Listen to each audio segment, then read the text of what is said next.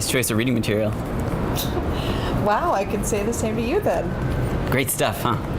Yeah, I've read a couple of his books. Well, actually, I shouldn't say I've read them since I have this weird thing that when I really like a book, I stretch it out so it can last long. How about you? Have you read his stuff?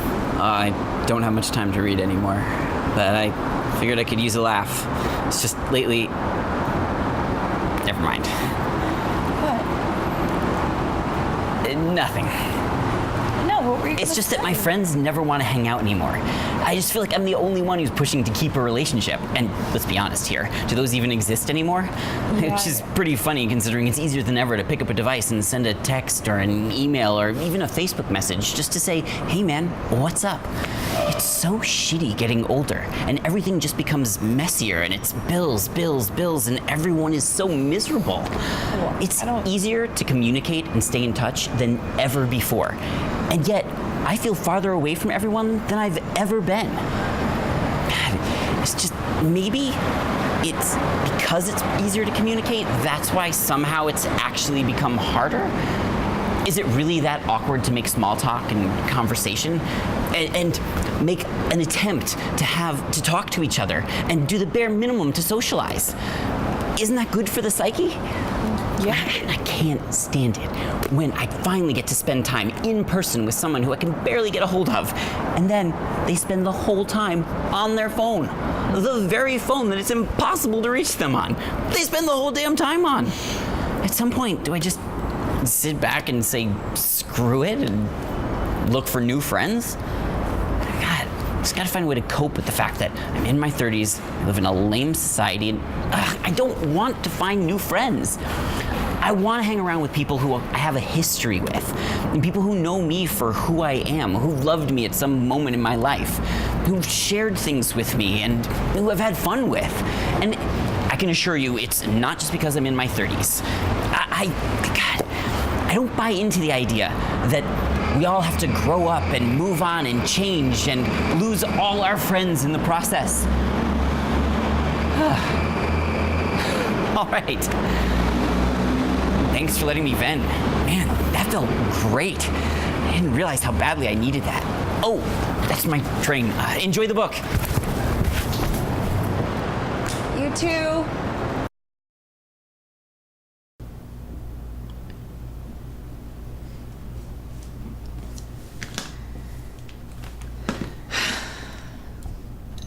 You know, I don't really know what the fuss is about feminism.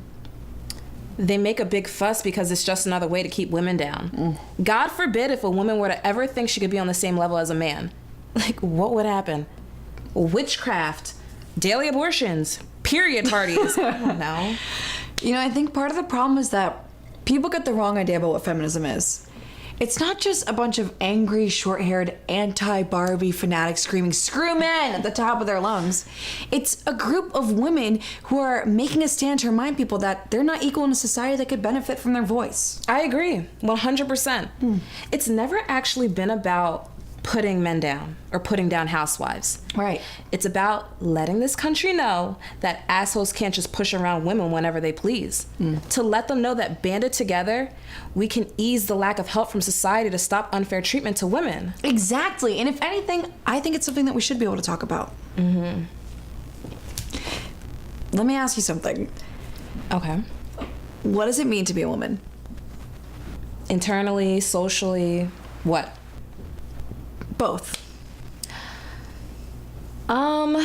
Well, it means that I'm caring. I can be a mother, which is fun and important. I have empathy. I'm good at multitasking, like taking care of kids, doing a job, caring for people, managing things. How about you? For me, it means that I don't have to worry about looking weak or liking sports. I don't have to look a certain way when I go to the grocery store. It means that if I'm in a relationship and I'm not the one who's bringing home money, it doesn't necessarily make me a failure. But as a woman, it also means that if I am successful, it's more of an accomplishment in a way. It also means that I have more freedom to do what I want to do and be who I want to be. And most importantly to me, it means that I have control over my body. Yes. And we should have control over our body. Yes. I mean, it's our right to decide whatever to do with it. If I don't want to have kids, I don't have to. And if I want to have 15 kids, I'll have a whole damn litter. You know, it's funny. When we're kids, we can cry in public and not be ridiculed for being emotional. But as we get older and have kids, you know, it's like we have to keep all of our shit bottled up no matter how badly we just want to cry in an aisle at Target. Yeah, it's true. I think it's weird how it's sort of taboo for people to talk about stuff they've been through, especially if it's painful or real. Like, take postpartum depression, for example. I have so many clients that go through that. And it happens to 1 out of every 5 mothers. And I'm not talking the whole, oh shit, I have to change diapers for the next 5 years, or, oh my God, I'm never gonna sleep right for the rest of my life. I'm talking clinically depressed women. And I know 1 out of 5 doesn't seem like a big number, but that's like 900,000 people a year. That's more people than live in the state of Vermont. I know. My friend Claire just went through it. You know, it's funny you bring that up. We were just talking about it last night. Weird. Yeah. Oh my God. She is so cute. This is crazy. I still can't believe you're a mom. Yeah, it's crazy, all right. You okay? Getting enough sleep? Being a mother is so hard. Yeah, I know. Well, I don't know, but I don't know how you do it. I mean, no one really tells you that. They do, but they don't. No one tells you that there will be nights where you will be looking at that baby screaming her head off at 4 a.m. and think, she is doing this on purpose just to drive me crazy. That your body aches and you can't sit or stand for too long.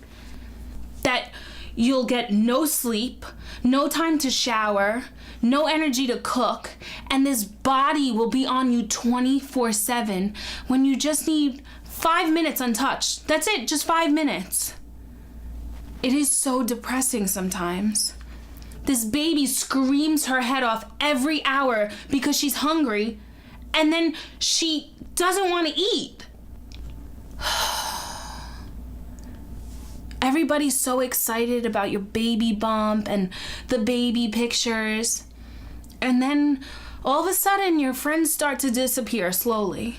And they stop inviting you places because they know you can't because of the baby.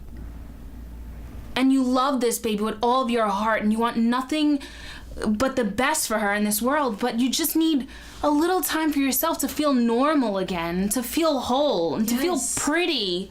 It's just, I love her. I just need time for me.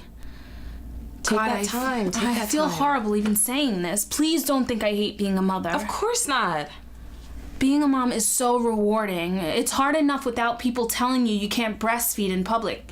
As if I want my boob hanging out of my shirt in the middle of dinner at a restaurant. Postpartum sucks. And I feel guilty for even feeling like this, but I can't help it. Thank you for listening to me. I really needed this girl's night. Of course.